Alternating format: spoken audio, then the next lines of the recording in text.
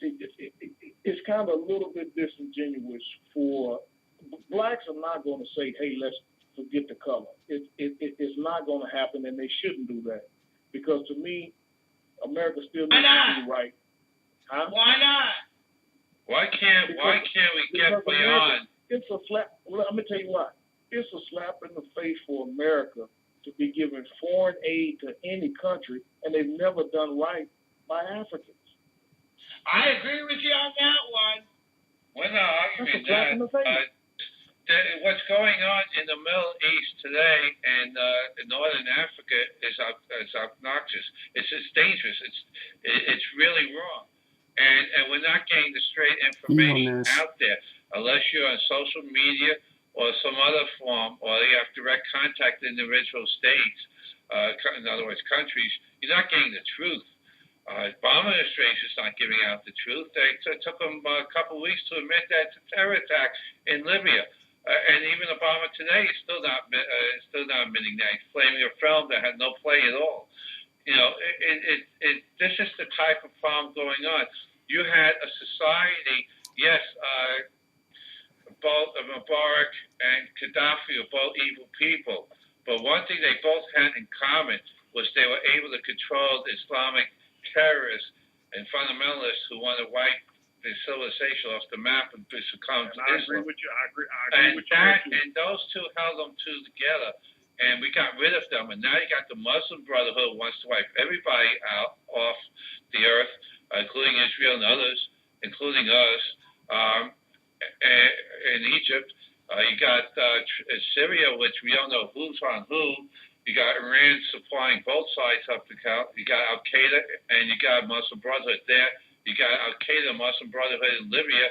You got the Al Qaeda attacking and killing our servicemen and ambassadors in Libya.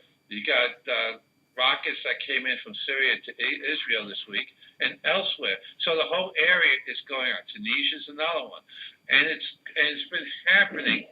Plus, we can't negotiate from weakness. You got to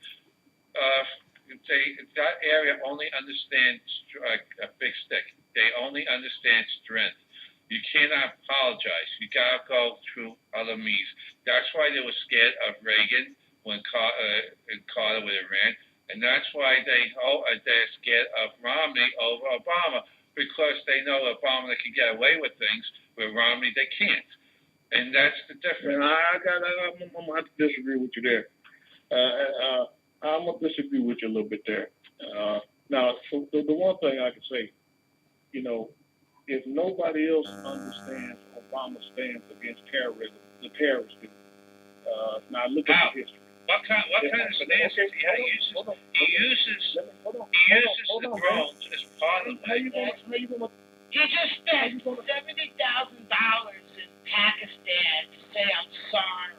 And that's taxpayers' money. And a commercial. That's money in Pakistan. PSA. How is that strong? That's not strong. It's weakness. They're laughing at him. You guys apologize. Especially when they kill poor Americans. Okay, go ahead. Okay, man. How much time? Yeah, y'all go. If you got a caller, you got to give them time to talk. Yeah, go ahead. No, not a problem. Go ahead. Name me another president that has killed more Al-Qaeda leaders and top officials than Obama. Name one. First of all, Ronald Reagan. First of all, the information. Okay, just name one first. Ronald Reagan. He's getting the benefit. Okay, he's using the drones, but he's getting the information benefited by the policies of the previous administration, George W. Bush. It wasn't for the other things that the Bush administration did. Obama would not have had the intelligence available to get those people. I don't disagree. I don't even disagree with you there. That's not what That's not That's the why, question I asked. so you can't really say, yes, he killed more Al-Qaeda than Bush did, leaders. Okay, but that's because he got an office. He didn't weaken Al-Qaeda. First of all, he didn't weaken Al-Qaeda. He killed Al-Qaeda, yes. He killed someone. But just like a snake, you cut the head off, doesn't mean that you kill everything. Okay, so let me ask you this then. If killing them is not a sign of strength, what are you guys suggesting is a sign of strength? Okay, the sign of strength is to realize that the first thing you got to do is get that weakness out of the way and stop apologizing. The second thing is you got to say what it is. It's war on terror.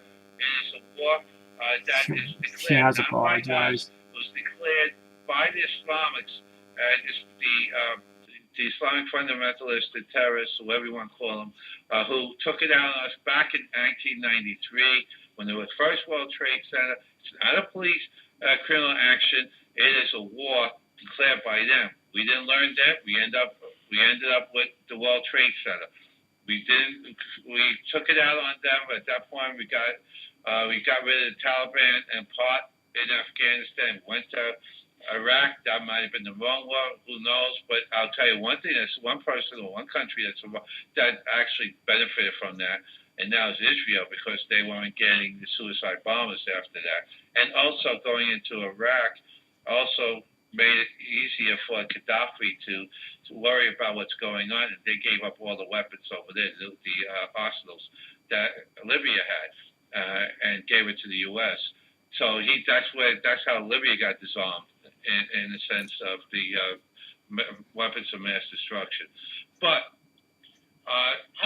just because you kill one head doesn't mean the war is over. You could have killed Adolf Hitler. The war didn't end right then and there.